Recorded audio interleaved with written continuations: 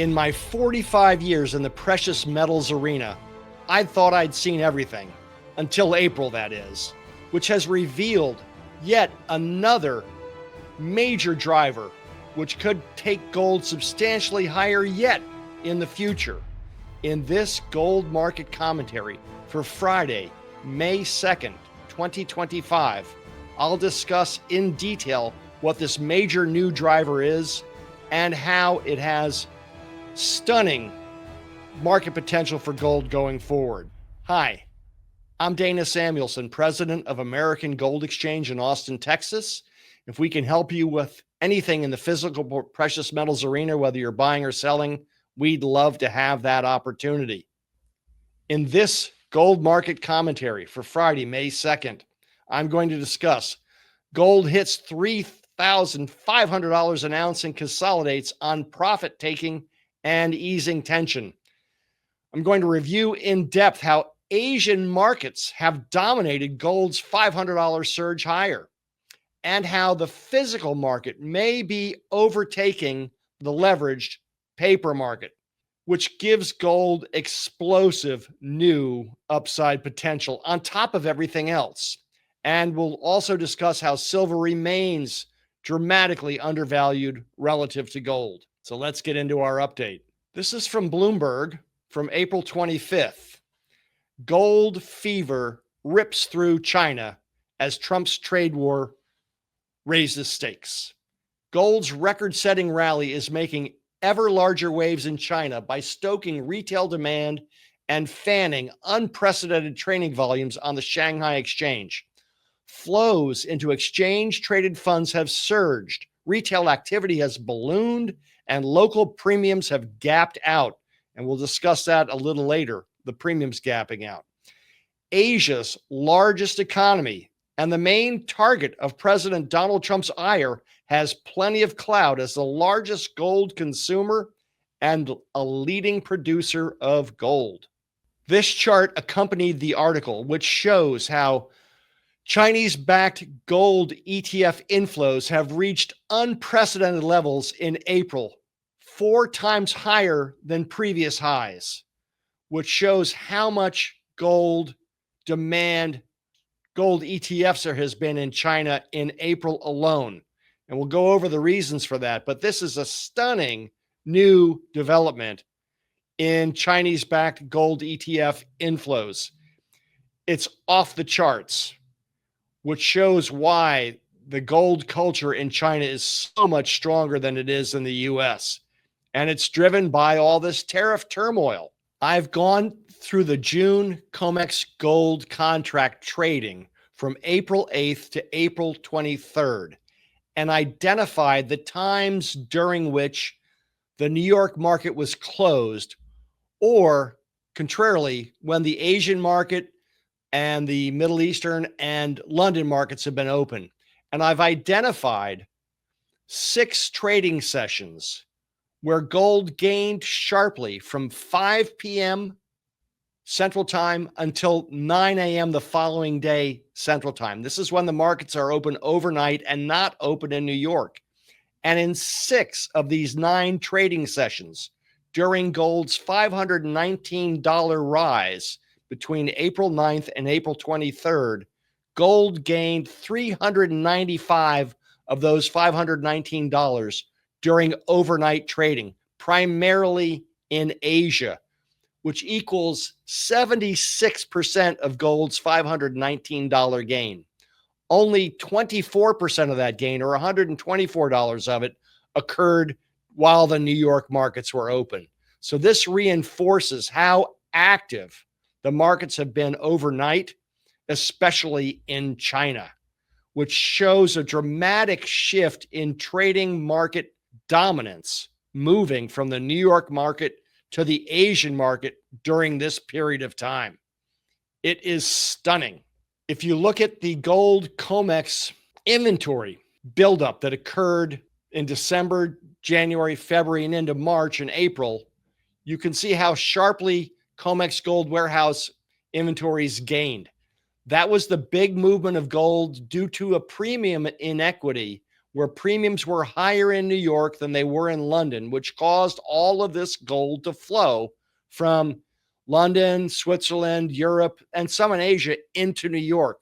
Well, now, since no tariffs were applied to gold, that premium has dissipated. And gold is starting to flow back out of the Comex warehouses. But it's not necessarily going back to London.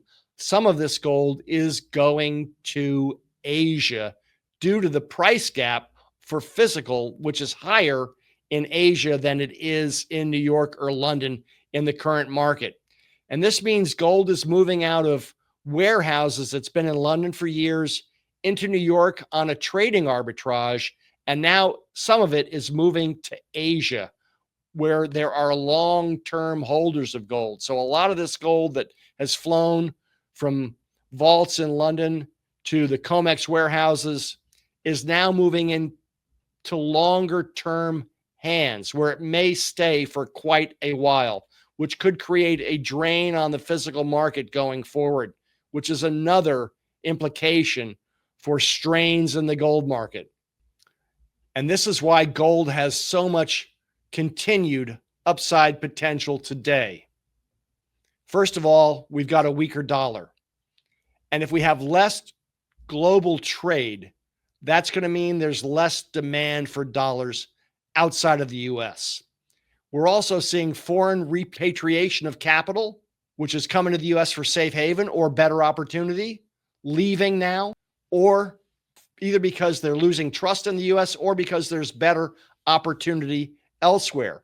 And in that very insightful interview I did with Brett Eversole recently, he discussed how a weaker dollar creates huge tailwinds for emerging markets. And if you haven't listened to that interview, I strongly suggest that you do, because he just drops pearl of wisdom after pearl of wisdom for people that pay attention. And Brett's got a lot of market experience, and the weaker dollar will help to fuel emerging markets.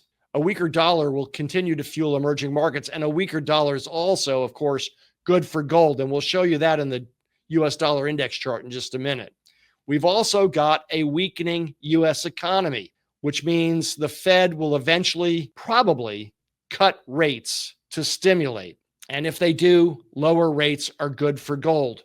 But what's really the most material aspect of this whole shift of Asian market dominance in the gold price through this tariff turmoil episode in the gold market is that the physical market may be finally overtaking the paper market in earnest. Remember, the Comex market is leveraged 10-1 to the physical gold market, and speculators can come in and bully the gold price around. But if we return to a physical market dominating the market price, we will get true price discovery. And that's what the shift towards Asia means. The Asia markets are much more dominated by physical activity rather than leveraged paper activity. Now, we've seen this train coming for a long time, but it finally may be coming into the station. If that's the case, this has a lot of upside potential for gold. We'll have to see how it continues to manifest going forward. But we're also going to get some tariff supply shocks. That's going to come in the next couple of months, which create potential inflation shocks. And gold likes uncertainty, as you've all seen over the last month with all this tariff uncertainty. We won't see supply shocks like we did during COVID, but we're already hearing stories of ships of merchandise from China being averted from landing on U.S. shores and being rerouted elsewhere because of tariffs. So these are the reasons why gold continues to have very strong upside potential, despite hitting all-time highs recently.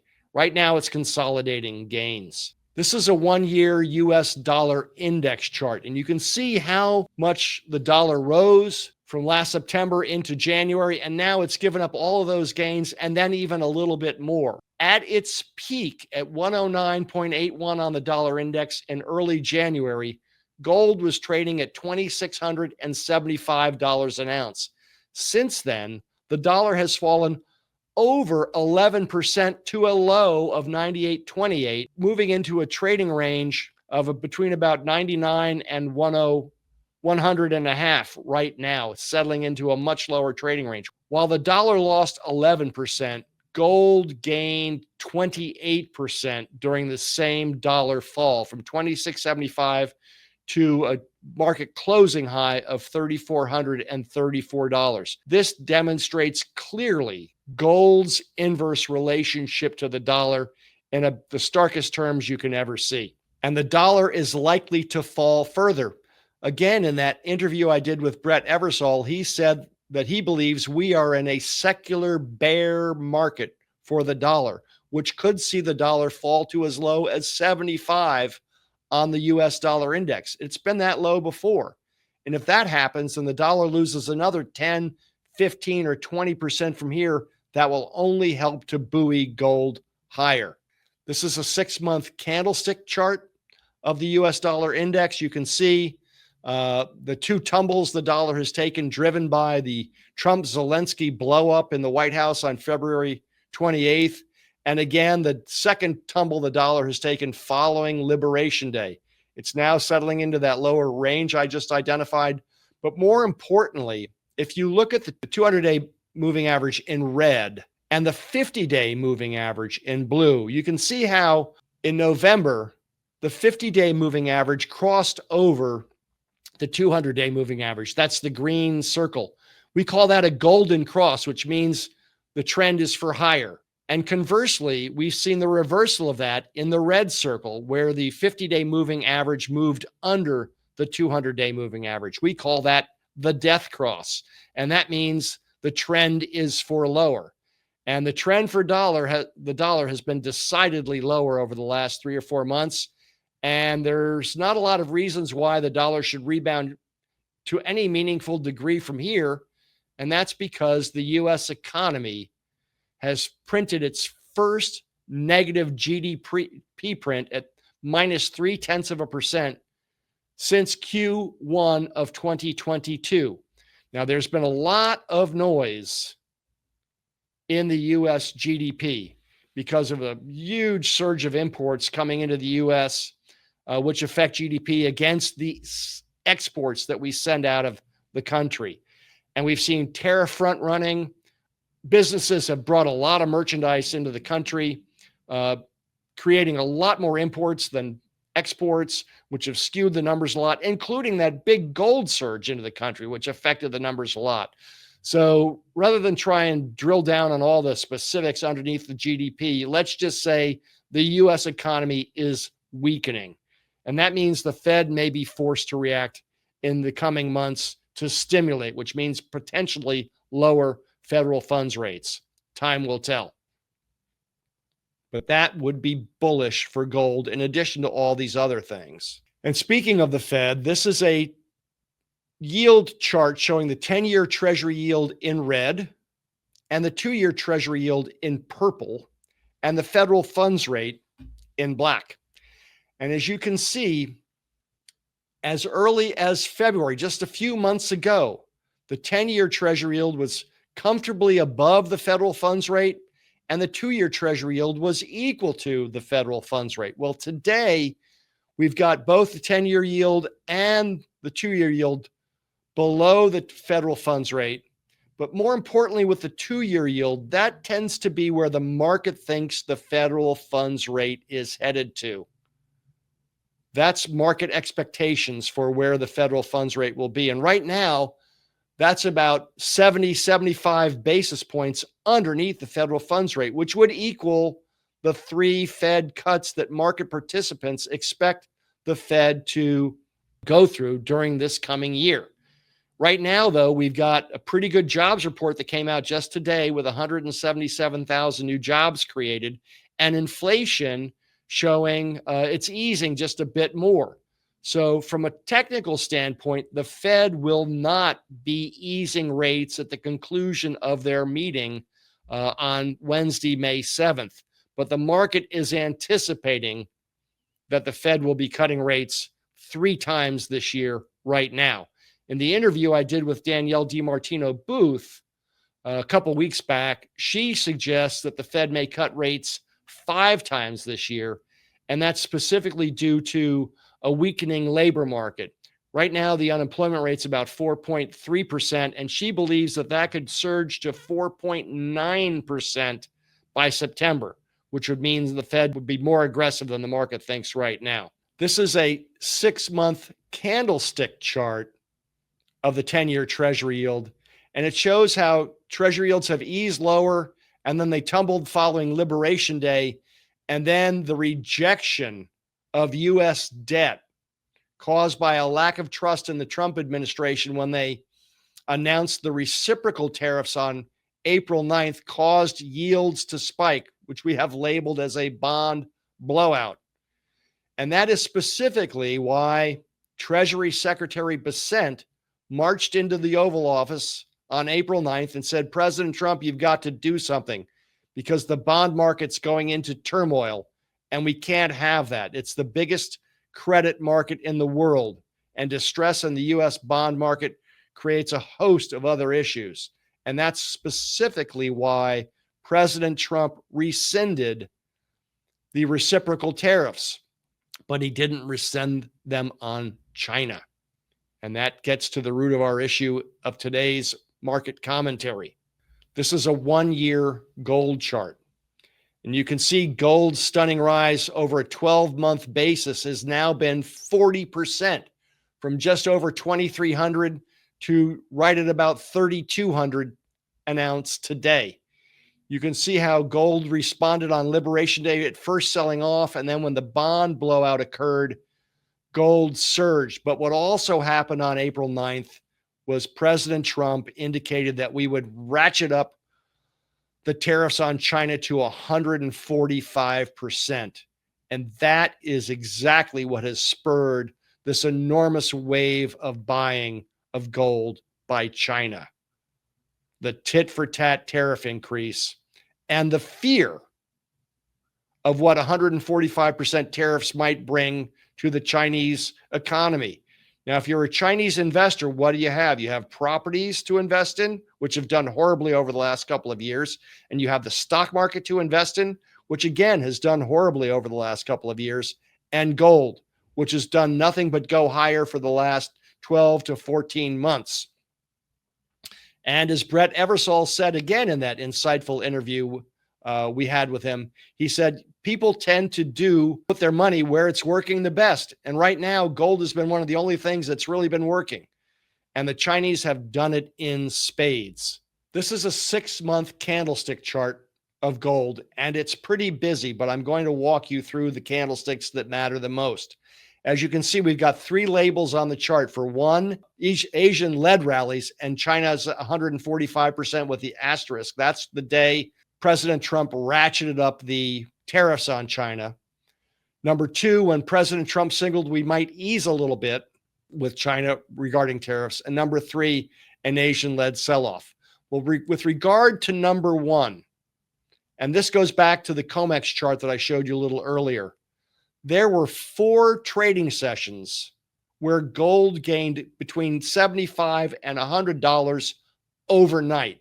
In my entire 45-year career, I've never gone to bed and woken up and found gold up $100. But it happened almost 4 times during this stunning run from April 9th to April 23rd. And that shows you the dominance in the Asian markets, how they've exerted that dominance over the gold price, peaking at $3,500 intraday the day that President Trump announced that he would signal some easing potentially with China on the tariffs, some sense coming back into all this uncertainty. So we've seen gold ease back lower on profit taking and consolidation.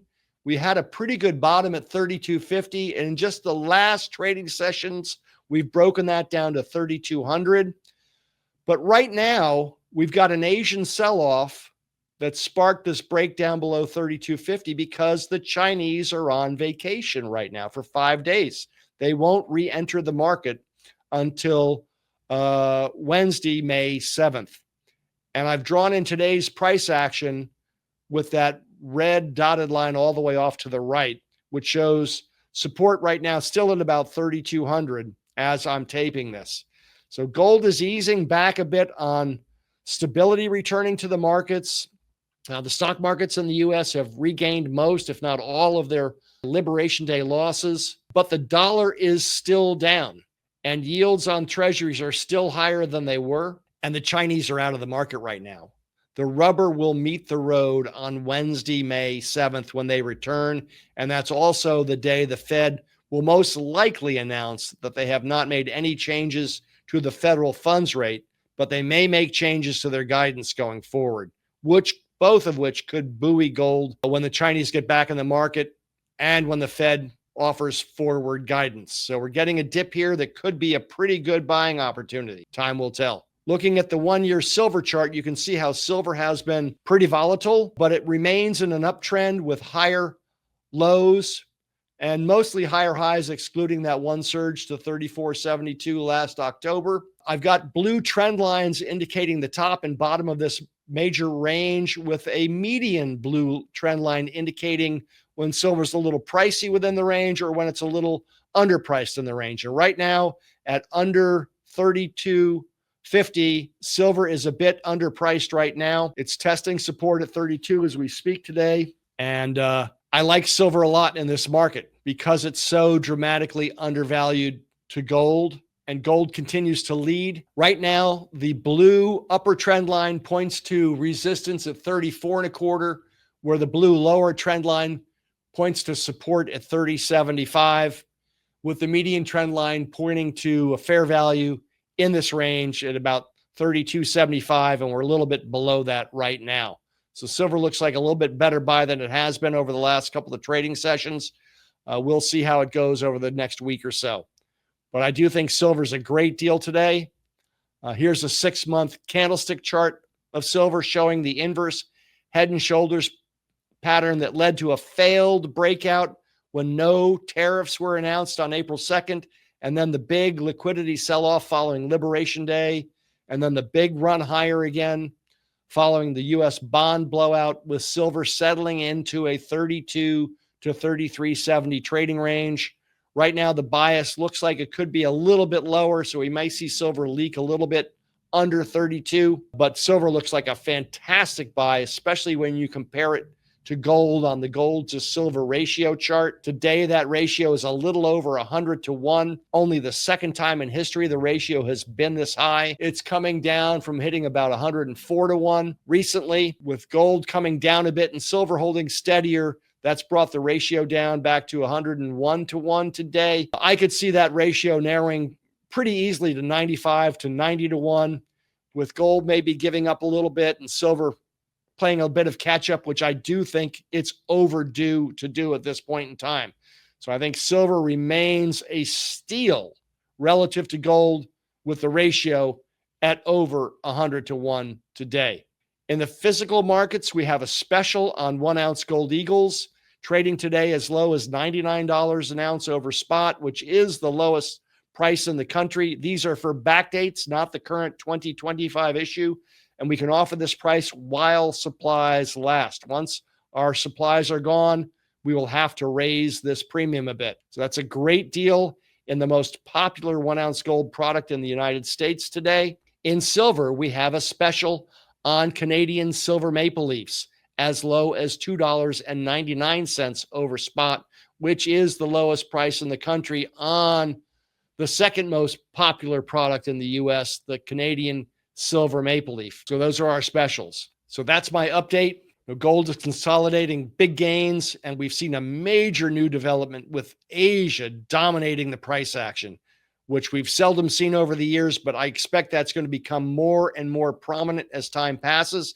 And if that indeed is the case, the physical market will start to regain dominance over the leveraged paper Comex exchange, and that will bring true price discovery into the gold market, which we haven't seen since the early days of my 45-year career, when the physical market used to dominate. Paper market, the Comex exchange, really came into the forefront in the 90s with the advent of computer trading. And now we may be going back to basics. So thank you so much for your time today. And as always, thank you to the trust and support that our loyal clients have placed in us. Without that, we wouldn't have a business. And there's never a day that goes by that we are not grateful for the loyalty and trust that you've placed in us over the last 27 years. So thank you and have a great week.